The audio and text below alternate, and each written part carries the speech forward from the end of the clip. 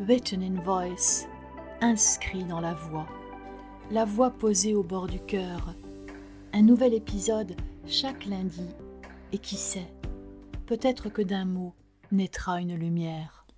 Written in voice, épisode 6. Et si l'anxiété était une forme d'intelligence déformée? On présente souvent l'anxiété comme un dysfonctionnement, un excès, une faille du système nerveux, une mauvaise gestion émotionnelle.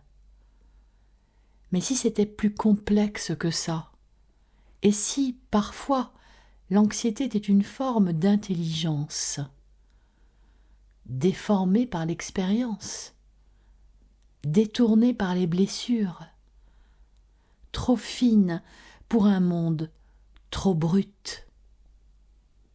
Parce qu'il faut bien le dire, les personnes anxieuses sont rarement des personnes légères.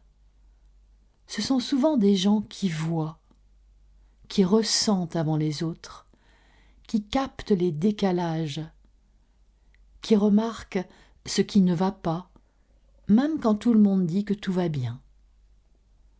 Ce sont des êtres sensibles, mais aussi lucides. Et parfois, cette lucidité devient un poison, parce qu'elle n'est pas entendue, parce qu'elle est trop tôt, trop forte, ou simplement dérangeante.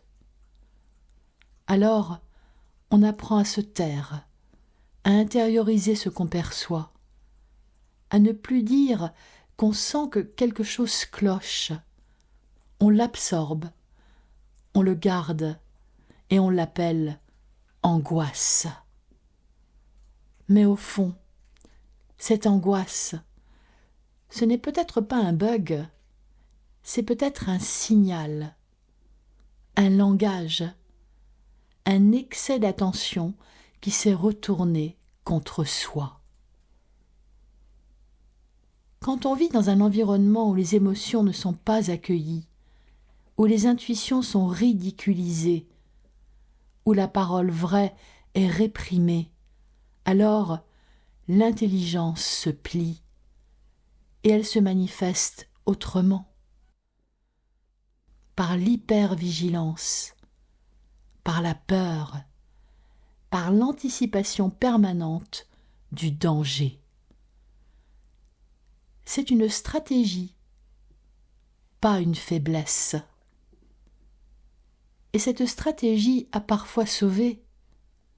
Dans un passé où il fallait être alerte pour ne pas être blessé, dans une enfance où il fallait lire les humeurs pour ne pas provoquer, dans des relations où il fallait se faire tout petit pour survivre. Alors non, l'anxiété n'est pas toujours irrationnelle. Elle est parfois le fruit d'un cerveau trop fin, trop rapide, trop perméable au monde.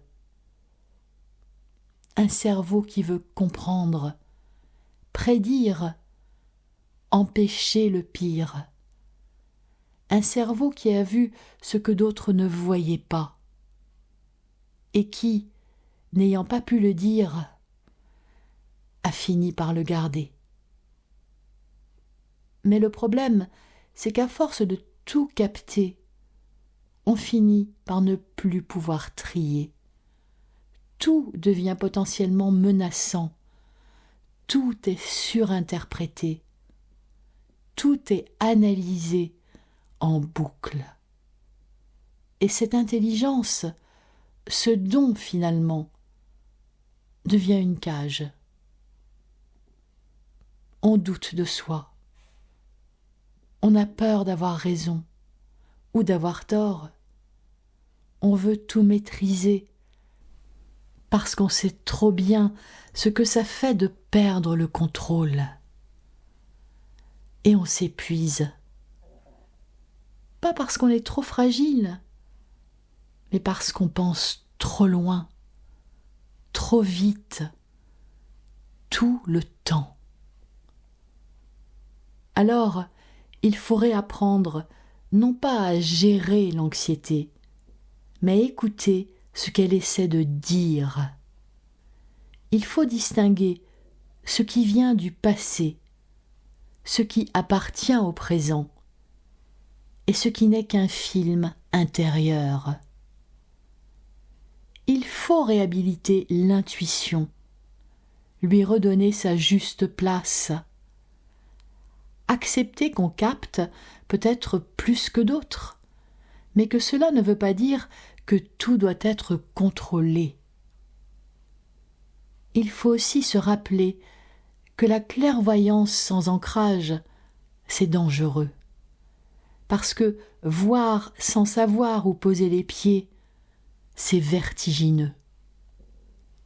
Alors, on respire, on ralentit, on cesse de vouloir tout comprendre et on choisit parfois de ne pas savoir, de ne pas devancer, de ne pas analyser.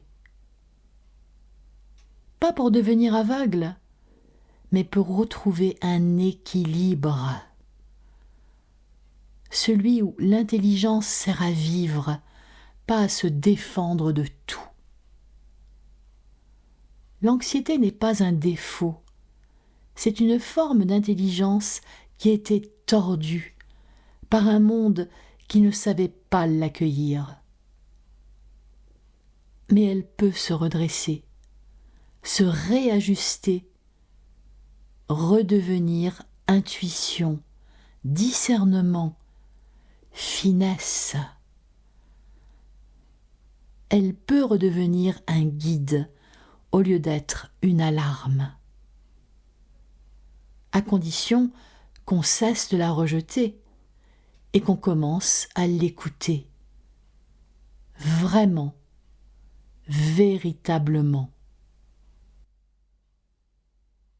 Si ce que j'ai dit t'a parlé, ou si quelque chose en toi a résonné, tu peux me laisser un commentaire.